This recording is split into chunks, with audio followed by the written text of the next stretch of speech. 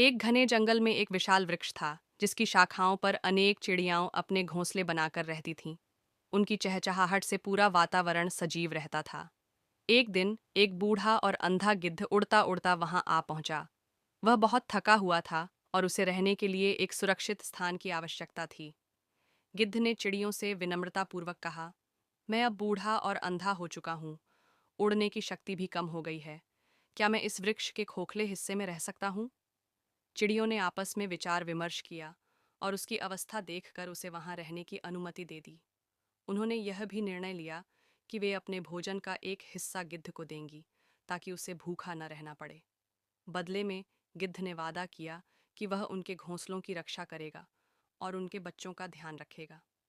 इस प्रकार गिद्ध और चिड़ियों के बीच एक सुंदर संबंध स्थापित हो गया। गिद्ध नन्हे चूजों की देखभाल करता, उन्हें कहानियां सुनाता और चिड़ियां निश्चिंत होकर भोजन की तलाश में जातीं।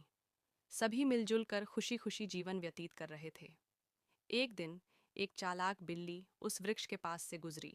उसने नन्हे चूजों की चहचहाहट सुनी और सोचा, यह तो मेरे लिए आसान शिकार है। लेकिन जैसे ही वह वृक्ष के पास पहुंची, चूजों ने उसे देखकर शोर मचाना शुरू कर दिया। गिद्ध ने तुरंत पूछा, कौन है वहां? बिल्ली ने मीठी आवाज में उत्तर दिया, नमस्ते गिद्ध महाराज, मैं आपकी प्रशंसा सुनकर आपसे मिलने आई हूँ। गिद्ध ने कहा, मैं तुम पर कैसे विश्वास करूं? तुम तो चूजों की दुश्मन हो। बिल्ली ने उत्तर दिया, मैं अब मांसाहार छोड़ चुकी हूँ। गंगा नदी के तट पर रहती हूँ और केवल फल फूल खाती हूँ। मैं तो यहाँ आपके दर्शन करने आई हूँ।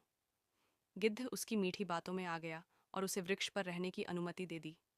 कुछ दिनों तक सब कुछ सामान्य रहा, लेकिन एक रात बिल्ली ने मौका पाकर एक चूजे को अपना शिकार बना लिया। वह चूजे की हड्डियां गिद्ध के निवास स्थान के पास छोड़ देती ताकि किसी को उस पर शक न हो।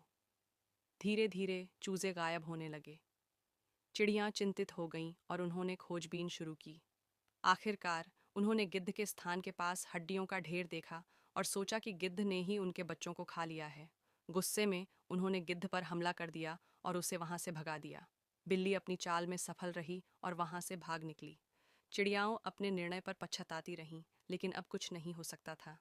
सीख: किसी अनजान पर बिना सोचे समझे विश्वास नहीं करना चाहिए, अन्यथा उसके परिणाम भयानक हो सकते हैं।